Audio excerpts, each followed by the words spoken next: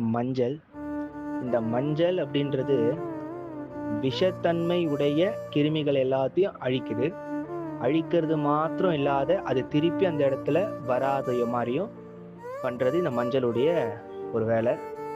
அப்பேற்பட்ட அந்த மஞ்சளால அம்பிகைக்கு மாலையோ அப்படி இல்லைன்னா விரலி மஞ்சளால அர்ச்சனையோ நம்ம செய்யும்போது என்ன ஆறுது அப்படின்னா, நம்ம வாழ்க்கை அப்படின்ற அந்த வாழ்க்கையில வரக்கூடிய கிருமியான ஏவல், பில்லி, சூன்யம், மாயை, மந்திரம், கந்திருஷ்டி, ஆசை, பொறாமை, வஞ்சனை இப்பேற்பட்ட எல்லா கிருமிகளையுமே அழிக்குது.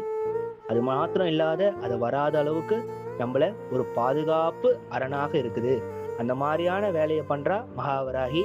மஞ்சள் மாலையை சாத்துற ஒரு பக்தனுக்கோ இல்லது மஞ்சளால அர்ச்சனை பண்ணக்கூடிய ஒரு பக்தனுக்கோ இப்பேற்பட்ட அனுகிரகத்தை மகாவராகி செய்றா.